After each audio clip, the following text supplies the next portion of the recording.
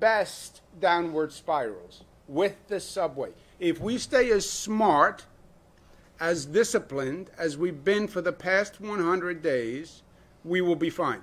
If we change our behavior, if we revert, if we get sloppy, if we get cocky, if we get a little arrogant, then we'd have a problem. But we're not going to do that because we're smart. But even good behavior, people in masks on a train, if the ridership ticks up just a little bit, they're not 6 feet apart. People are in the same car, and they're unable to maintain. If they're using the sanitizer,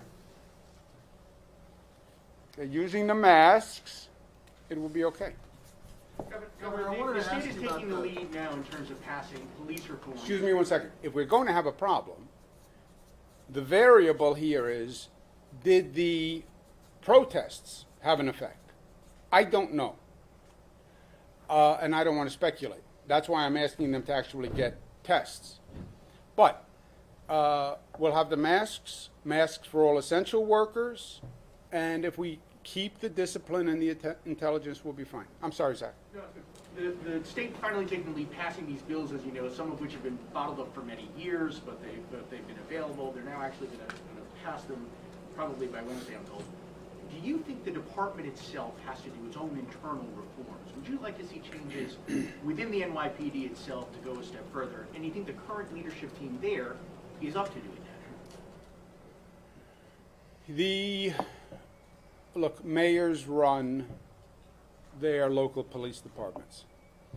I think this is a wake-up call, or not a wake-up call. This is a transformation moment across the country. People are saying it has to stop. We have to change, right? When they're saying defund the police, what are they saying? They're saying we want fundamental, basic change when it comes to policing. And they're right. They are right. They're saying Mr. Floyd, Mr. Garner, Mr. Louima, Mr. Diallo, enough is enough. So they're right. Our state legislative packages will do that. But I also believe you'll see that in every police department that is now operating. They understand they're operating in a different reality with different perceptions and different mandates. So I think you will see a shift all across police departments. I think police departments that don't hear it and don't get it are going to have a real problem. And the political leadership of that police department will have a problem, right? And those local mayors, you look at what's happening in Minneapolis now. So I think the mayor, as the elected official, they will get the message, and then it's going to be up to them whether or not their police department has done it. Now, I would like to see us actually go further than that, Zach, because yes, there's discrimination institutionalized in society, and it's manifested in the policing criminal justice system, but it's worse than that. It's actually worse than that. Education is where it starts. Housing is where it starts. Healthcare is where it starts. You want to make a difference in America. You want to live up to the American promise, the American dream. Let America be America again. Every child has a quality education. Not two educations separate but equal, separate but unequal. Equal education for every child. Not the poor children, even in this state. Poor schools, $13,000 per student.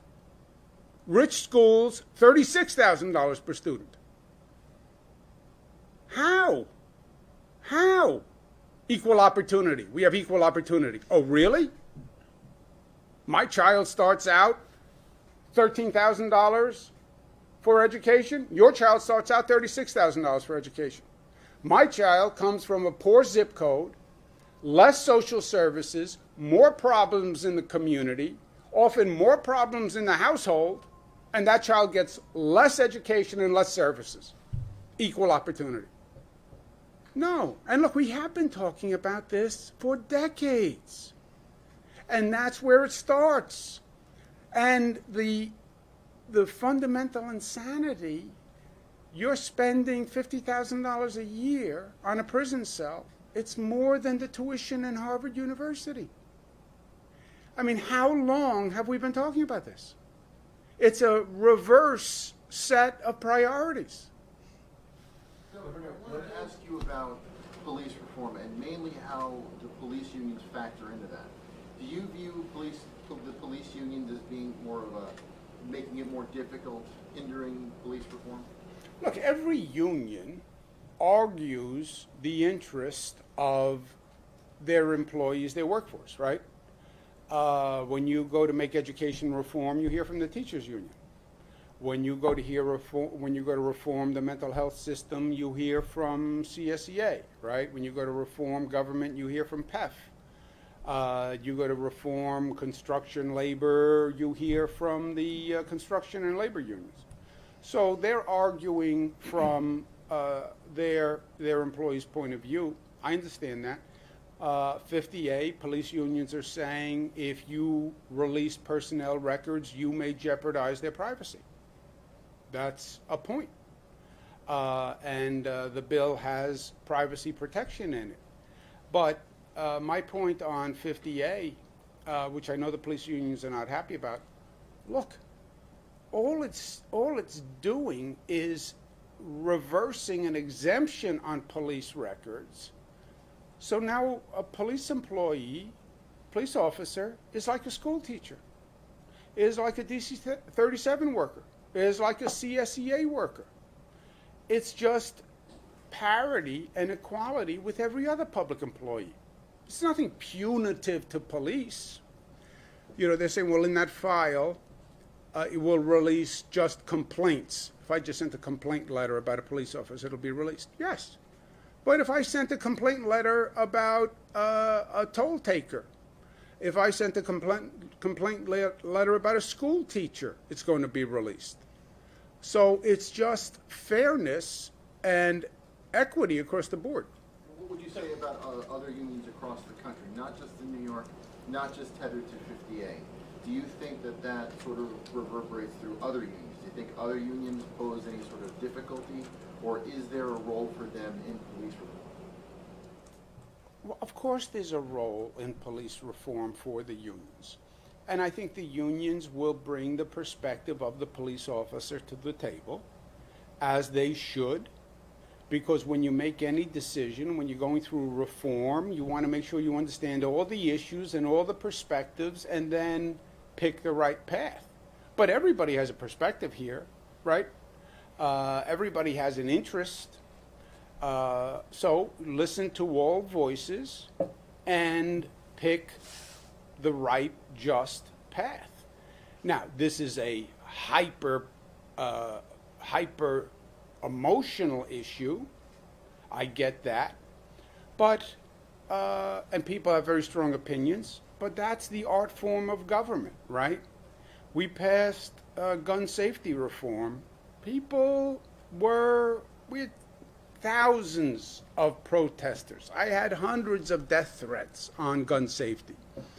Everybody has a point. Everybody has an argument. You can't make everybody happy, but it's not about making everybody happy. But it is about hearing all sides. That's what it is about. Yes? Thank you, Governor. My question is about the protest. We hear you adamantly ask the protesters to get tested. You even put special sites for the protesters. Is your message as adamant to police officers? Because we've seen every day that there's a lot of police officers who are not wearing masks. The police officers should be wearing masks. The police officers are getting tested. I encourage them to get tested. We have testing available for essential workers where they're prioritized. So yes, the same message to the protesters is the message to the police. I've had these conversations with the police, however, several times, because the police were out there as essential workers early on all through this. So we started a tremendous amount of testing with the police force weeks ago when this first started. Governor, let me ask you about reopening. When do you expect phase 2 in the city? And you say New York is back. There are boarded up stores across the city. How will they affect New York actually coming back to what it was? Look, we had a terrible night, the night of looting in this city. It was terrible. It was destructive. It was frightening. It was bad for the city in a number of ways. I think it scared city residents. And that it scared city residents at a bad time because we're already going through COVID and people were nervous about the city, about the density, about the numbers. And then you see this night of looting, which just looked like the city was out of control. And it was bad for the communities we're trying to help. You know, people see the pictures of looters running up and down Madison Avenue in Manhattan.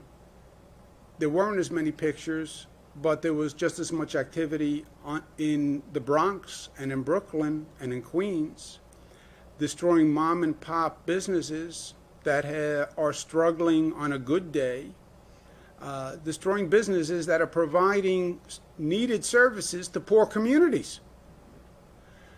So the looting was very bad. It wasn't the fault of the protesters. Some people try to put the protesters as looters. Yeah, that would be a way to dismiss the protesters, but it's not true. It's not the fault of the police officers, right? The police officers, it's not their issue. Police officers in this city are the best police organization in the country, I believe, 36,000 strong. They've handled many difficult nights in this city.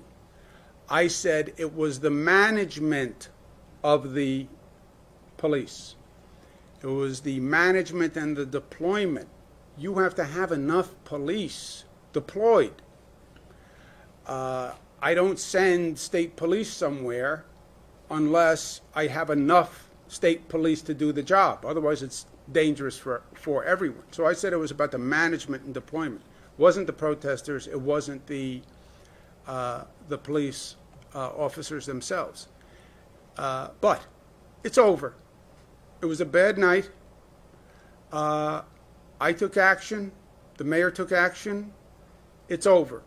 And it hasn't happened again.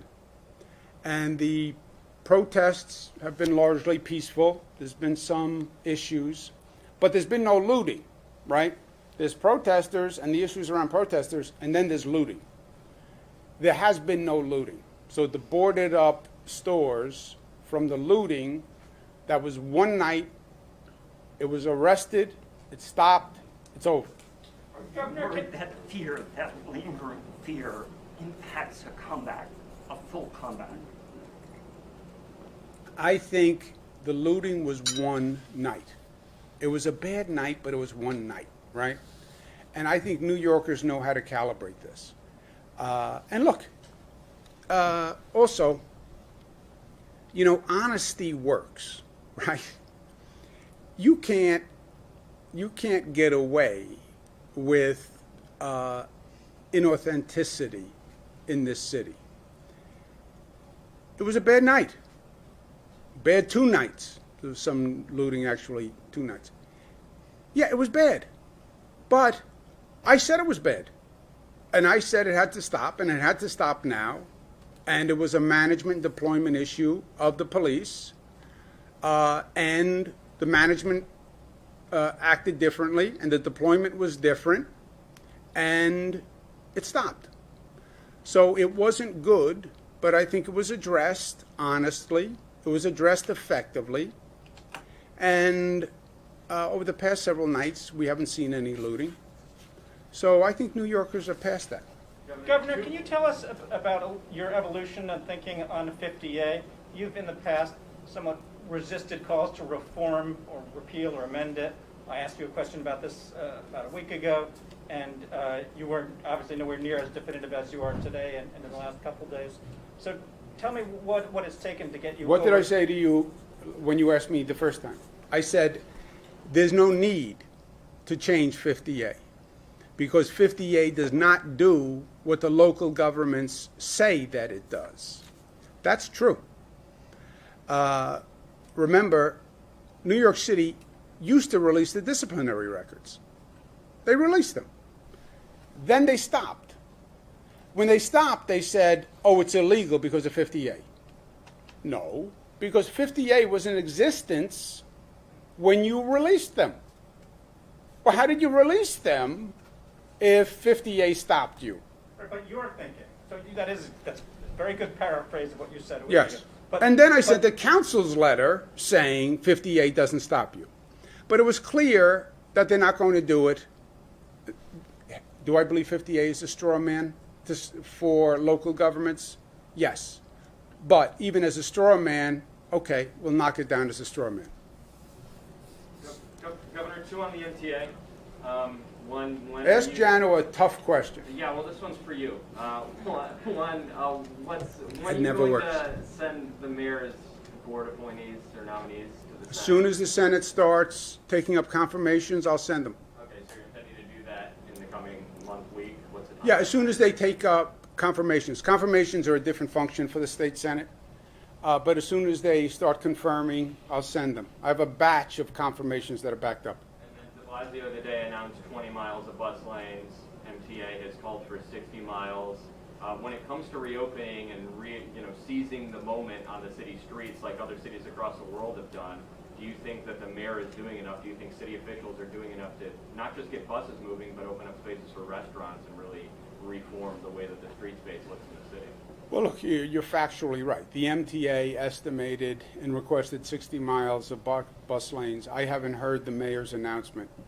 But obviously, there's a disparity between what the MTA asked for and what the mayor's doing.